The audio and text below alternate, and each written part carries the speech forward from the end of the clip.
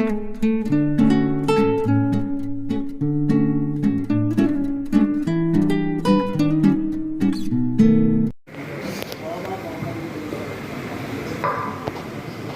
నమస్కారం. నేను నరసింహయ్య గారి పెద్ద కుమారుడు, రవి కంటే ముందు. మేము ముగ్గురం అన్నదమ్ములము. కానీ ప్రాక్టికల్గా రఘుబాబు కూడా మా 4వ వాడు. ఇది 4th member of our family. Retirement అనేది కేవలము ఒక ఆఫీసులో లేకపోతే ఉద్యోగం చేసినప్పుడు ఉండే పని. గ్రామాల్లో నార్మల్గా పెద్ద రైతులు వ్యవసాయం చేసేటప్పుడు కొన్ని రోజులకు పిల్లలు, నాయన నువ్వెందుకు, మేము పోతాంలే, మేము గడం కొడతామని అంటారు. అది కూడా రిటైర్మెంట్. రిటైర్మెంట్ ఈజ్ అనేది అల్టిమేట్గా ఒక క్లోజింగ్ చాప్టర్ కాదు, it is the beginning chapter. నాకు తెలిసినంత వరకు నేను హైదరాబాద్లో ఫారూక్ అండ్ సన్స్ అని ఒక షాప్ చూశాను. ఆ షాప్లో 93 సంవత్సరాల వ్యక్తి పెన్ను పట్టుకొని లెక్కలు వేస్తుంటాడు. నేను, బాబా మీరు ఎందుకు ఈ పని చేస్తారు, మీరు ఇంత ఏజ్ అయింది కదా, మీ పిల్లల దగ్గర మీరు రిలాక్స్ కావచ్చు కదా అంటే, నా బ్రెయిన్ ఉన్నంత వరకు నేను లెక్కలు చేస్తానా, నా పని అది. వాడు క్యాల్కులేటర్లో తప్పు కొడతాడు, నేను కరెక్ట్ కొడతా అన్నాడు ఆయన. ఈవెన్ టుడే మీరు ఈరోజు చూడవచ్చు, Farooq sons, Begum Bazaar, 93 years old man, అద్దాలు ఇట్లా పెట్టుకొని చూస్తుంటాడు. స్టీఫెన్ హాకింగ్ సైంటిస్టు, ఓల్డ్ ఏజ్లో ఆయన హెల్త్ బాగలేదు, చైర్లో కూర్చొని కూడా చివరి వరకు ఫిజిక్స్లో, ఆస్ట్రోఫిజిక్స్లో బ్రహ్మాండమైనటువంటి రీసెర్చ్ చేసినవాడు. నేను ఎందుకు చెప్తున్నానంటే, నీకు ఈ ధోరణి, ఈ కవితా వ్యాసంగాలు ఇవన్నీ ఉన్నంత వరకు మా కుటుంబం యొక్క డిఎన్ఏ ఏంటి? మా కుటుంబం యొక్క డిఎన్ఏ సర్వీస్ సర్వీస్ సర్వీస్, సమాజానికి సేవ చేయటం. అది నరసింహయ్య గారి, లక్ష్మమ్మ గారి దర్శకత్వంలో నీకు అలవైనటువంటి పద్ధతి. దాన్ని జీవితాంతము కొనసాగించండి. భవిష్యత్తులో కూడా మరిన్ని రచనలు చేసి సమాజాన్ని చైతన్యపరచడంలో నీ రోలు పోషిస్తామని, అప్పుడే పైన ఉన్నటువంటి పెద్దలు వాళ్ళ ఆత్మలు శాంతిస్తాయి. ఆత్మ ఉందా లేదా వేరే విషయం. నేను అనేది ఏంటంటే, వాళ్ళు ఇచ్చినటువంటి దీన్ని మీరు 100 రూపాయలు అమలు చేస్తామని, తద్వారా ఈ సమాజానికి సేవ చేస్తామని ఆశిస్తూ, మరి భవిష్యత్తు అంతా బాగా సాగాలని, మా సహకారాలు అన్నీ ఉంటాయని చెప్పి హామీ ఇస్తూ ఉంచాను. చంద్రబాబు గారికి ధన్యవాదాలు. తెలుగు వికాసం వైఎస్ఆర్ పేరు శర్మ గారు మాట్లాడవలసిందిగా పుష్ప సమాయుక్తం విద్వద్భ్రమర శోభితం సభా కల్పతరుం వందే. నాకు అప్పుడు 9 ఏళ్ళు. బడి నుంచి ఇంటికి పోతుంటే అప్పుడే గ్రామం రికార్డులు వచ్చాయి. ఘంటసాలగా పాడిన నేనొక పూల మొక్క గడ నిలిచి చివాలున కొమ్మ వంచి ఘోరానిటునంతలోన విరులంగయుదాలిగా నోళ్ళు విప్పి మా ప్రాణము తీదువాయనుతూ బాబులు మన్నవి కృంగిపోతి నా మానసమంతెదో తడుపుమన్నది పుష్పవిలాపకావ్యం. ఇచ్చిన జాతి కాదు పరువెత్తు విరోధిని పిల్చికౌ. రంగాల్లో పనిచేయడం కష్టం. ఇన్ని రంగాల్లో పనిచేశారు. ఇంతమంది సంస్థలు ఆయన సన్మానిస్తున్నాయి. ఆ దంపతులకు వారి జీవితం బాగా సాగింది. మరి కొడుకు కోడలు కూడా డాక్టర్లు అంటే నాకు ఇందాక నుంచి చాలా కూతురు అల్లుడు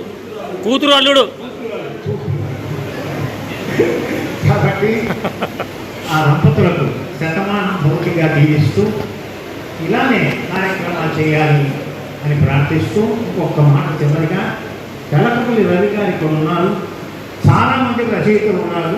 తెలుగు భాష గతి ఏమిటి దయచేసి ఆలోచించారు. మాకు జ్ఞానం, నేను 15 సంవత్సరాలు చేశాను, ఏం కాలేదు. తెలకపల్లి రవి గారు కూడా ఆయన దగ్గరికి పోతామంటే ఆయన తెలంగాణలో ఉన్నారు. ఇంకా దయచేసి మిమ్మల్ని ప్రార్థించేది కంటే ఇక్కడున్న రచయితలు ఎవరి కోసం పుస్తకాలు రాస్తున్నారు, ఏ భాషలో పుస్తకాలు రాస్తున్నారు, మీ పిల్లలు చదువుతారా, మన గతి ఏమిటి? దయచేసి ఆలోచించి దానికోసం అందరం కృషి చేద్దామని ప్రార్థిస్తూ మరొక మాట శతమానం భౌతిక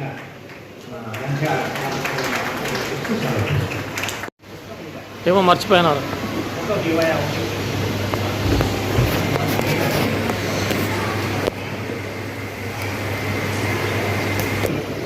మాట్లాడవలసిందిగా కోరుతున్నాను.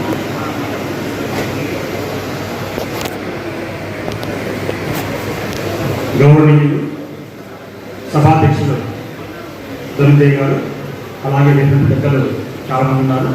జయసాకే శర్మ గారు, చంద్ర గారు, జయరాజ్ గారు, తిరగపల్లి రవి, హరి గారు, చంద్ర గారు, అలా మిగతా వాళ్ళందరికీ కూడా ఈ సందర్భంగా వాళ్ళందరికీ నమస్కారం తెలియజేస్తూ, రఘుబాబు గారు జన విజ్ఞాన వేదికలో పనిచేసేటప్పటి నుంచి మాకు సుపరిచితులు.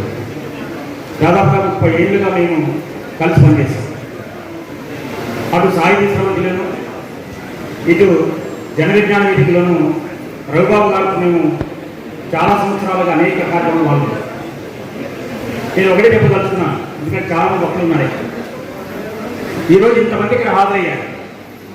మామూలుగా మేము అధ్యాపకులు కానీ టీచర్లు కానీ రికమెండ్ అయినప్పుడు ఒకే రంగం ఉన్నటువంటి 90% హాజరవుతారు. కానీ ఈరోజు రఘుబాబు గారు 10 ఏళ్ళ సందర్భంగా ఈరోజు చూస్తే కార్మిక, కర్షక, రైతాంగ, ఉద్యోగ, ఉపాధ్యాయ, అధ్యాపక అన్ని రంగాల్లో ఉన్నాయి. ఇన్సూరెన్స్ రంగం కూడా ఆయన రంగం వాడుతున్నారు. ఇంతమంది అభిమానాన్ని చూడుకోవడానికి ఒకటే కారణం, ఆయన నిరంతరము పనిచేయడమే. అంటే సమాజ హితం కోసం నిరంతరము శ్రమించారు. అందుకంటున్నా నేను నిజంగా రఘుబాబు గారికి మార్గదర్శనం చెప్పేసి మార్గదర్శిగా వివరించారు. ఆ మార్గదర్శికి ఇంకొకరు హెల్ప్ చేశారు, వారి సతీమణి శైలజ గారు. మనకు కౌటిల్యుడు చెప్పినట్టుగా 1 wheel cannot move the cart. 1 wheel cannot move the cart. ఒక చక్రం బండిని నడిపించలేదంట, 2 చక్రాలు చాలా అవసరం. అలాగే 2 చక్రాలు ఇక్కడ శైలజ మేడం గారు, అలాగే రఘుబాబు గారు. ఈ విధంగా రఘుబాబు గారు ఇన్ని రచనలు చేయడానికి, ఈ విధంగా సాహిత్యాన్ని ఎదగడానికి ఆమె కృషి చాలా ఉంది. వారి కుమార్తె కూడా సహకరించడం వల్ల ఈరోజు రఘుబాబు గారికి ఈ స్థాయిని అందుకోగలిగారు.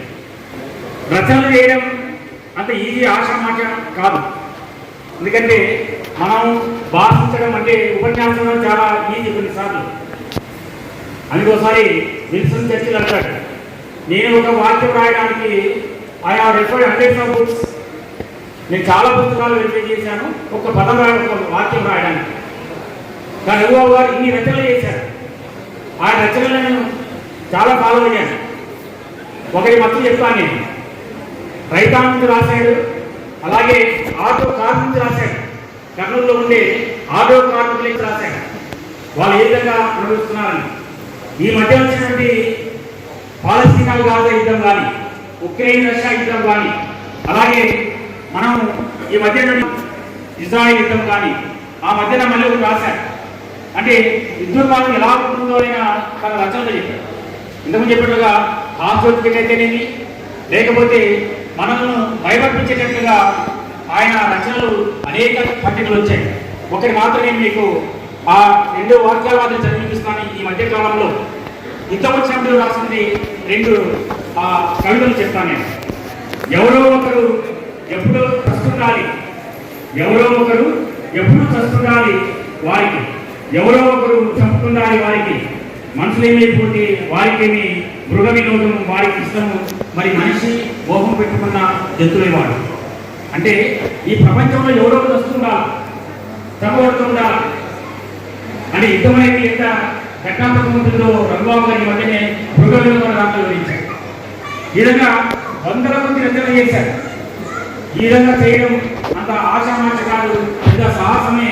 కుటుంబంలో తన సమయాన్ని ఎంతగా వెచ్చించాలని చెప్పలేదు. అంటే మనం చూస్తున్న ఉద్యోగ ధర్మం, కుటుంబ బాధ్యత, దీంట్లో మన జీవితం నడిచిపోతుంది. పిల్లవాళ్ళు పెరిగిన తర్వాత చదువుకోవడం, భార్య, పిల్లలు, ఇక జీవితం అయిపోతుంటుంది. అయిపోయిన వెంటనే ఏమి మిగలదు. అలాగా రఘుబాబు గారు ఆ ఉద్యోగం చేసుకుని తన బాధ్యతగా సమాజ హితం కోసం పనిచేసి ఈ రోజు మా అందరికీ మార్గదర్శకులయ్యారు. అది శాస్త్రీయ విజ్ఞానాన్ని, హేతువాదాన్ని అట్లాగే కార్మిక కర్షకులతో జీవితాన్ని వెలుపు చేశారు కాబట్టి మేము వారికి నిజంగా మా జన విజ్ఞాన వేదిక కార్యకర్తలందరికీ కూడా ఈ విధంగా ఆయనకి శుభాకాంక్షలు తెలియజేస్తూ రాబోయే కాలాన్ని మరికొంతగా మాకు సహకరిస్తానని కోరుకుంటూ ఈ అవకాశం కల్పించిన అధ్యక్షులకు ధన్యవాదాలు.